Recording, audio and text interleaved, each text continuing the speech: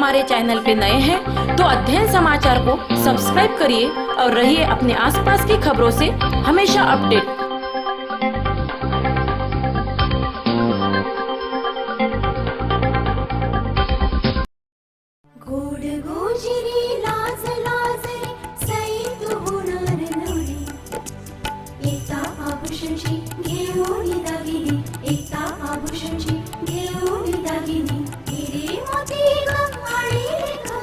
तीच परंपरा तोच विश्वास।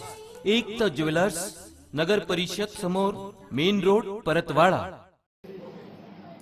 अचलपूर नगरपालिका क्षेत्रात विविध ठिकाणी नगरपालिकेच्या माध्यमातून लाखो रुपये खर्च करीत उद्यान तयार करण्यात आले आहेत। या उद्यानात विविध प्रजातींचे झाडे वाढले असले तरी त्या उद्यानांकडे होत असलेले दुर्लक्ष नागरिकांसाठी धोकादायक ठरत आहेत। गोपालनगर परिसरात भरवस्तीत तयार करण्यात आलेल्या या उद्यानात अनेक जातींचे वृक्ष आणि फुलांचे झाडं असले तरी त्या ठिकाणी निघणाऱ्या सतत सापांमुळे नागरिकांसाठी धोक्याची स्थिती निर्माण झाली आहे। सतत निघणारे साप या नागरिकांना त्रासदायक ठरत असून कुठलीही अनुचित घटना होण्याची भीती आहे।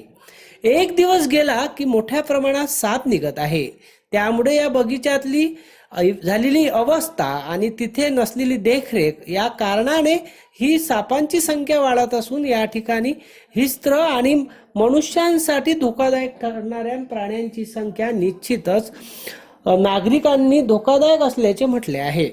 सर्प मित्रांच्या माध्यमातून या भागातील नागरिक सतत येणाऱ्या सापांना पकडून जंगलात सोडून देत असले तरी नगरपालिका मात्र केव्हा लक्ष घालणार अशी मागणी या नागरिकांकडून केल्या जात आहे। नगरपालिकेने आपल्या परिसरातील तयार केलेल्या या वृक्ष उद्यानांना तात्काळ स्वच्छ करण्यासाठी मोहीम राबवणे गरजेचे आहे, जेणेकरून अशा सापासारख्या जनावरे हे मनुष्य वस्तीत अधिक संख्येने राहणार नाही अशी मागणी नागरिकांची आहे।